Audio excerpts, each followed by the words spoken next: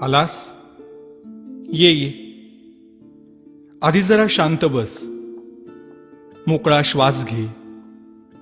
आल्या आल्या केळी आणि मोदकांची लाच देऊन तुझ्या मागण्यांचं ओझं माझ्यापुढे टाकू नकोस.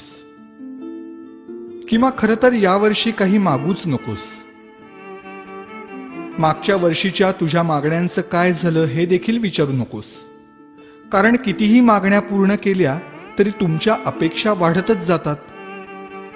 आता यापेक्षा मोठं पोट नाही झेपायचं मला. त्यापेक्षा असं कर, यावर्षी माझ्याच काही मागण्या पूर्ण कर. बघ जमतंय का? यावर्षी तरी निदान माझ्यासमोर दुसऱ्याचं वाईट चिंतू नकोस. उगीच माझ्या नावाखाली खोटी वर्गणी उचलू नकोस. रात्रभर जागू नकोस. जागलास तरी पिऊ नकोस. प्यायलास तरी निदान झिंगू नकोस. नकोय रे मला 30 तोळ्यांची माळ. जमलंच तर स्पीकरचा व्हॉल्यूम कमी कर थोडा.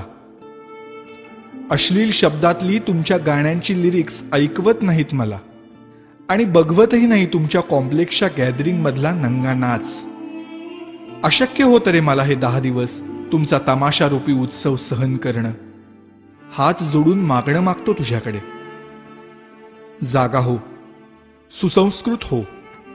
खोटेपणा सोड. स्वार्थ सोड.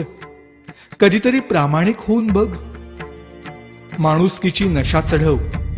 परोपकाराची झिंग चढव. 100% मेहनत कर. स्वतःला ईश्वरी अंश मानणाऱ्या लोकांपासून सावध राहा.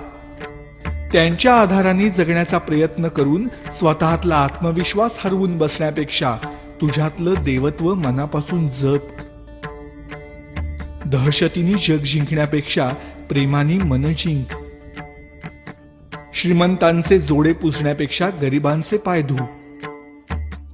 पैशाने श्रीमंत होण्यापेक्षा मनाने श्रीमंत हो. बघ आता यातलं किती तुला झेपतंय.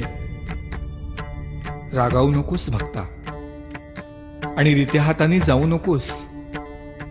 नेहमीच मागत राहण्यापेक्षा अखंड देत राहण्यातला आनंद तुला लवकर लाभो. हाच माझा आशीर्वाद. भेटूच पुन्हा.